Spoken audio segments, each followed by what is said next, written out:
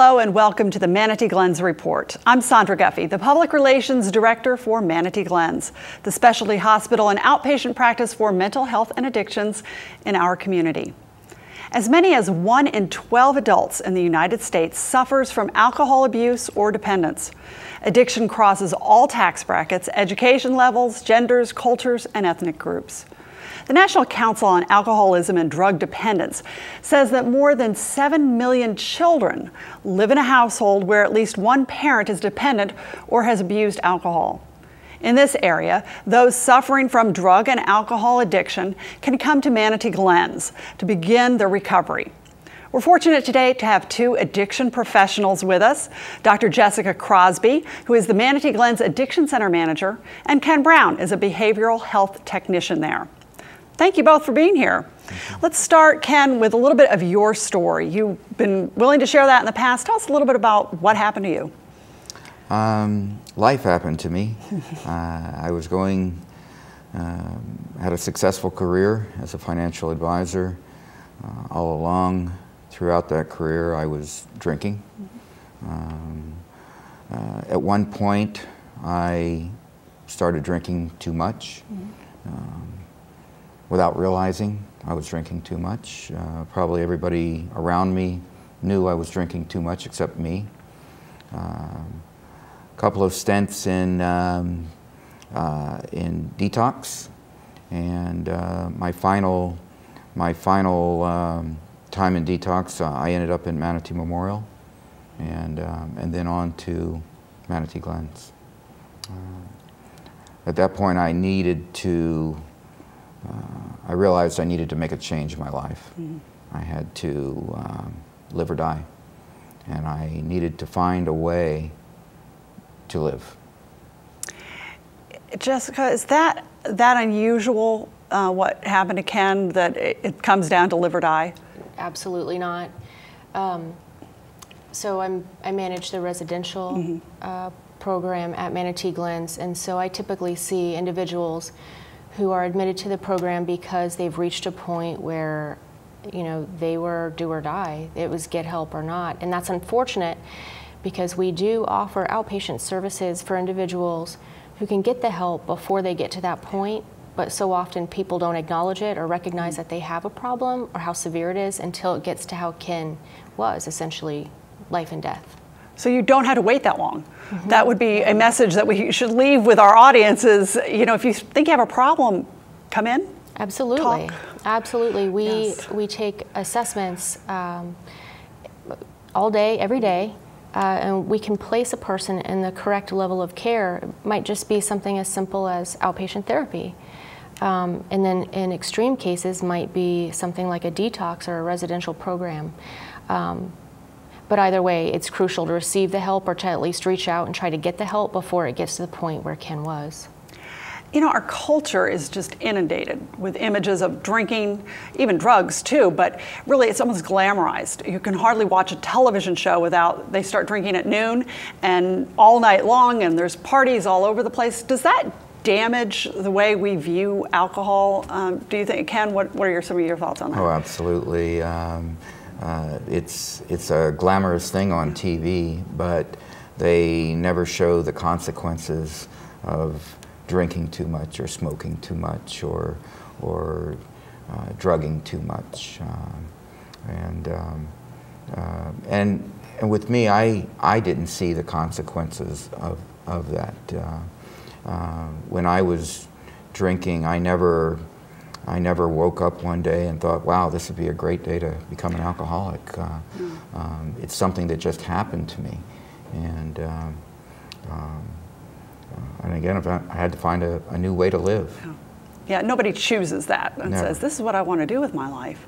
So do you see that our culture glamour, and that makes it difficult from your perspective as a doctor? You see that? Absolutely.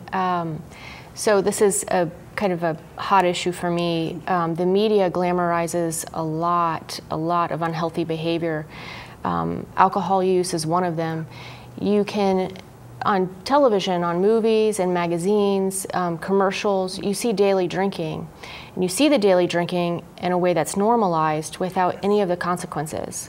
And I think it sets up a kind of society where daily drinking is okay to do, and people don't acknowledge or recognize that the consequences that they are encountering in their lives are actually a product of the daily drinking. And there's a difference, though, between drinking too much and alcoholism. How do you define that? I'll ask you both that. Absolutely. So just objectively, the definition lies within physical dependence and also how dysfunctional the drinking has become in a person's life. So how many areas of the person's life it has negatively impacted. And there's a distinction between then people who just drink too much and people who are actually unable to stop drinking and who are suffering from multiple negative consequences because of their drinking. Such as loss of job, family, all kinds of legal problems perhaps, go right down that path. Yeah. Right. Yeah. Anything you'd want to add to that, Ken, on what you've seen? At one point, we go down that road and we prioritize alcohol above everything else. It doesn't matter. It's your job, it's finances, it's your family. Everything that's important to us doesn't matter anymore. It's just having that next drink. And when can we have that next drink? And we may set a timeline of 5 o'clock, and that timeline becomes 4, and then 3, and then noon. And then again we cross that line and there's no fun anymore. It's maintenance, and it's a lot of work, and it's not easy. Sometimes people say, well, why don't you just stop? And it's just not, it's not that easy. No. If we could, we would. But we are at that point chemically dependent on getting that alcohol in our system. Alcoholism now seen as a disease. Yes. What were you saying about that? It's been a disease for a while now. It was labeled a disease by the AMA in 1956. And I like to look at my disease as kind of a broken or defective switch, where it was probably defective all along, but because of my social, environmental factors, I used that switch on and off and on and off to where eventually it didn't go off. And I, at that point, needed help. There is evidence now that substance abuse issues have a physiological component, genetic, also physiological in terms of the reward centers in the brain, activating dopamine receptors. There's evidence to support that, but there's also, there are many studies, twin studies, where they take individuals who are identical, and one will end up having a substance abuse issue when the other won't. And so there's also a sociological or an environmental component to it. So we at the Addiction Center tend to take a biopsychosocial approach to addiction and look at all the components, all the possible components, and treat it on many levels. And if we look at addiction like a disease, like something like diabetes, diabetes can be managed with the right lifestyle, diet, medication, in the same way that substance abuse disorder can be managed. But it's imperative that lifestyle has to change, and there has to be treatment.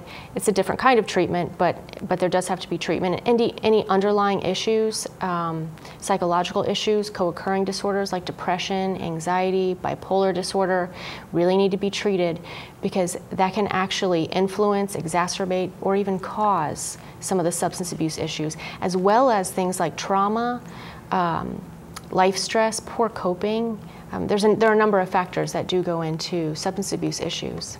Well, we're back to culture then too, in that society wants to say, well, just stop. You're a bad, either you're a bad person, or, oh, you poor thing, you can't help yourself. It's not either of those extremes. That we have to understand this is a complex issue, and no easy answers. Right. Well, and just like diabetes, you know, with type 2 diabetes, a person can have a predisposition towards it, but how they've lived, what they've been through, can predict when and if that will ever show itself. And it's the same thing with substance abuse issues. So yeah, it definitely, society is involved, a person's environment, family, all the influences socially as well as physiologically, even predispositions psychologically. You know, they're all kind of factored into how, if, and when a person will end up abusing substances. What would you like people to know, Ken, about alcoholism? Well, a couple of things. Number one, it is a disease, but there is hope. It is manageable. With the right tools, being able to recognize that you have a problem. The hardest thing for me, first of all, I was in denial for a long time. I didn't have a drinking problem. You could ask me, I would tell you no. Clearly. Of course I didn't. So I had to gain acceptance that I did have a problem. Once I gained acceptance that I had a problem, then I needed the tools to be able to deal with the problem. So there is hope, and it can be managed, and it feels great. Dr. Crosby, 12-step, that's something you use at Manatee Glens. Tell us a little about that and how that's effective. Absolutely. So the number one cause of relapse is complacency, in my opinion. I've seen that more often than anything else, complacency. And that's when a person leaves treatment and thinks, okay, I'm cured, I'm good. 12-step programs help to keep a person accountable.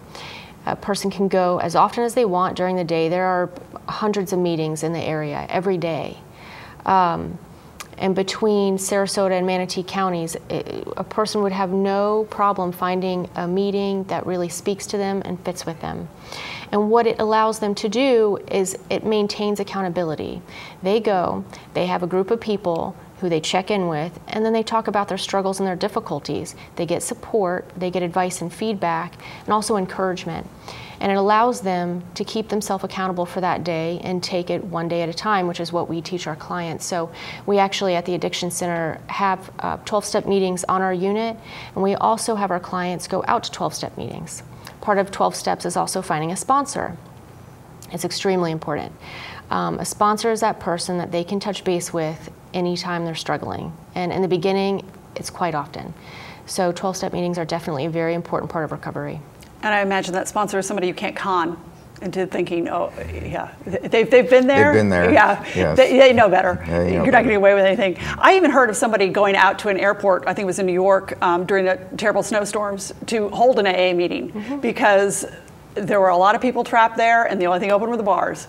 And yeah, I'm amazed at the toughness and the success that AA has, because obviously they're doing something incredibly right. It's really working.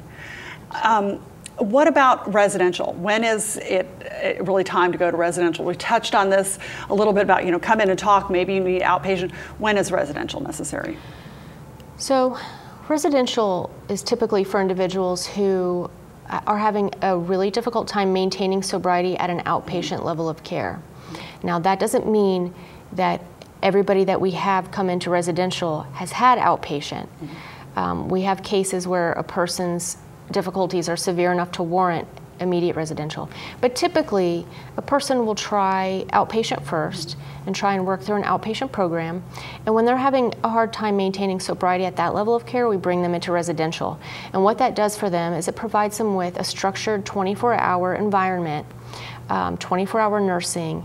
They have staff around them at all times to hold them accountable. And they're also not allowed to be out on their own where they have the ability to acquire their substance of choice.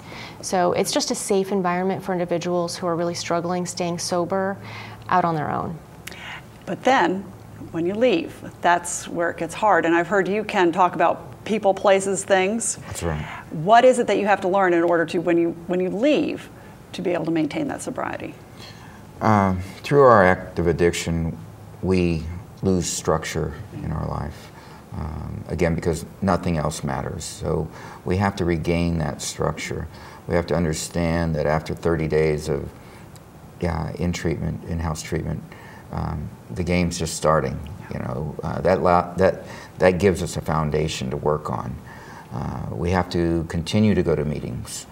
We have to continue to talk to our sponsor. We have to continue to do the things of recovery, including 12-step work. And as Dr. Crosby said, complacency will take us down. If after we've been going to meetings for 90 meetings in 90 days is what is suggested. That's a lot.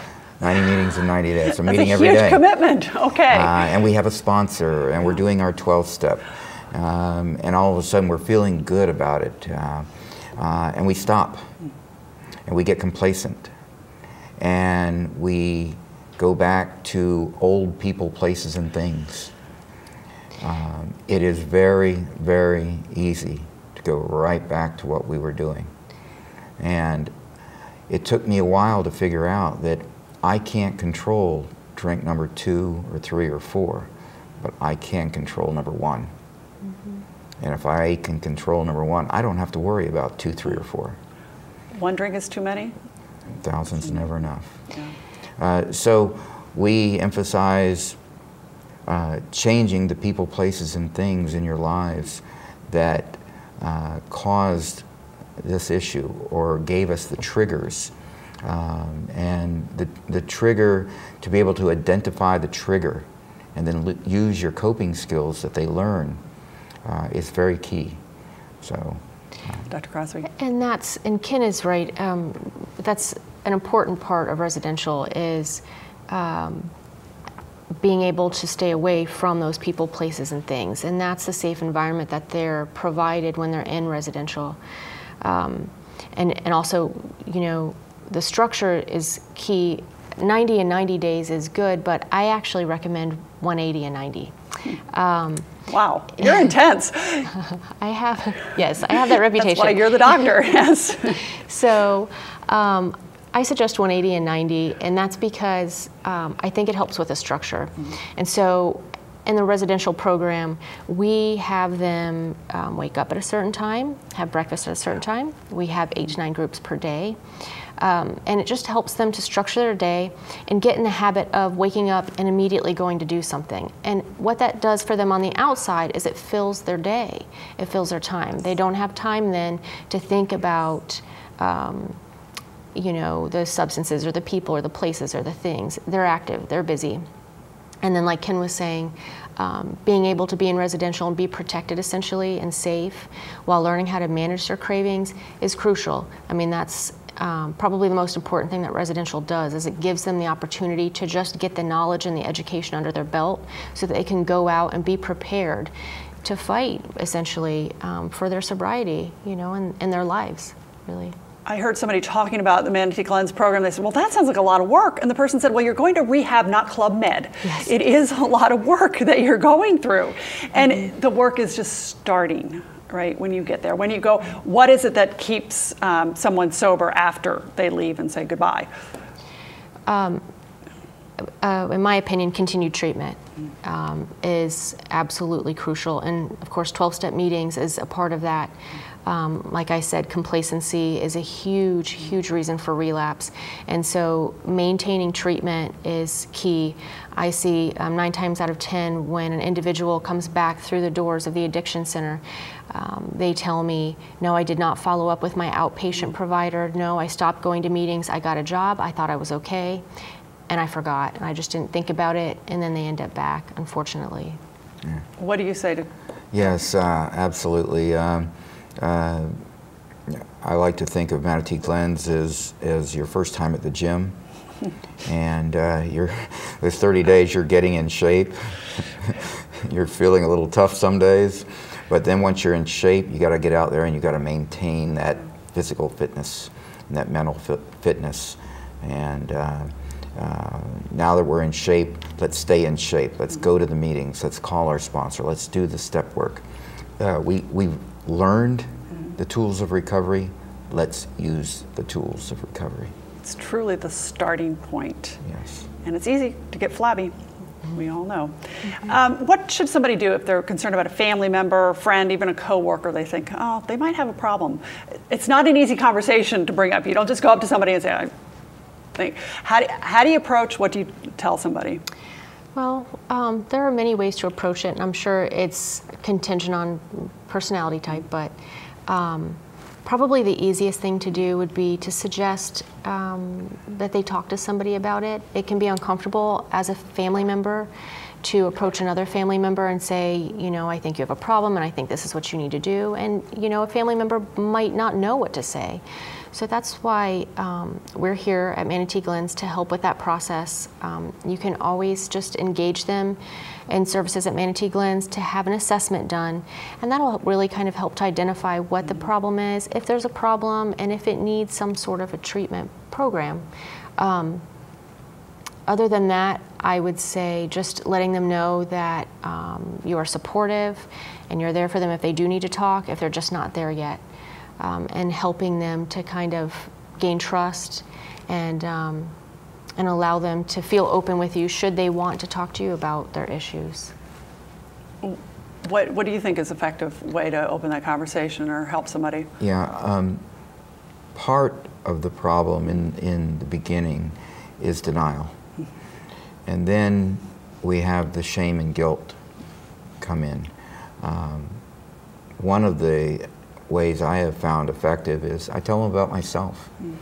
And this is what happened, and this is how it happened, and this is how I finally was able to overcome it to the point where I can control it. Do I think I got rid of it? No, but I have a good shot at it now to stay this way. One of the things people can do if they think they have a problem and they're embarrassed, they can go online, and there's a lot of self-assessment tests online where they can take the problem. Maybe I do have a problem. If you're starting to think that you have a problem, you probably have a problem.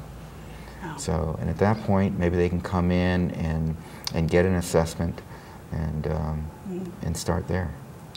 What's involved in an assessment? You've used that term. What does that mean, Dr. Crosby? Well, the online assessments are a bit different, and there are some tests and things online that you can find and take.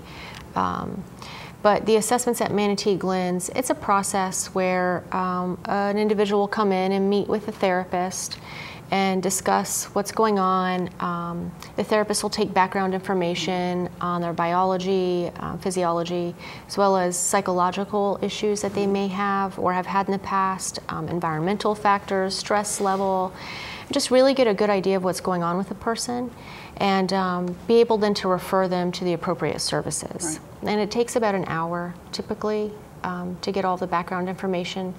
And then from there, they'll be referred for treatment, potentially, and get established with one therapist who they'll have then for a while. And what keeps you going? This is unusual, it's a different kind of job that you have every day, coming and helping people in an addiction center. What makes it like, I want to go to work every day for you? So, I love my job, and it's when we get a victory, and we have had them. And they are so meaningful. I work, in a 30-day program essentially, but it can be longer if it needs to be. It's not limited to 30 days, and it's plenty of time to get to know somebody, really know somebody, and work very closely with them and see the changes. And so from day 1 to day 30, the changes are huge, and it's those victories that keep me going. What about you, Ken? You have a choice in what you could be doing. I do. Why come here every day or come to Manatee Glens every day? I come to work, I get to work with fantastic people who just happen to save my life. Yeah. Wow, you know, that's big, you know, and I see the caring that goes on and the concern and the, and it's fantastic to watch somebody go through that process, and if I can give them just a little piece of what I have gained, then it's worth it to me every day. And then staying, I heard you say once, Ken, that we don't just fix you, of course we don't fix anybody, and send you out and say good luck, that Manatee Glens sort of stays with people and carries through. How has that worked for you? Yes, follow-up treatment, follow-up calls. We have a weekly meeting, an alumni meeting. We all get together and share the people that have gone through the program, and it's just like a homecoming, and it's fantastic. Dr. Crosby, what do you think it is that makes it effective, that keeps people sober? What works? Staying motivated, staying engaged, not becoming complacent, and you know, being passionate about your recovery, being selfish in your recovery, I think are the two biggest factors, because if you have those two things, then you've got the rest, because you'll keep going, you'll keep doing the work. And of course, taking one day at a time is crucial. You know? I like that. Passion about recovery. We really have to fight for it. It's your life at stake, ultimately, That's right. Isn't it? Absolutely. In the last couple of minutes, just tell us a little bit about what, you know, if you could fix one thing about the perceptions in the world about addictions and alcoholism, what is it that you would want people to really know and kind of grasp?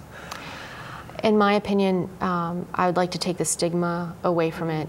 I think what some people don't understand, and what I see a lot, is addiction has multiple causes, sometimes trauma, sometimes just terrible life experiences, environmental variables like stress. There are a number of issues that cause substance abuse problems, and I think that there's a stigma attached to substance abuse in general that I think we'd be much better off as a society and as a community if we could remove those stigmas, because I think more people would get help, and I think that it would cause less denial. And you, Ken? Yeah. The addict never woke up one day thinking, gosh, it'd be a fun thing to become an addict. It's not something that anyone would ever wish on themselves.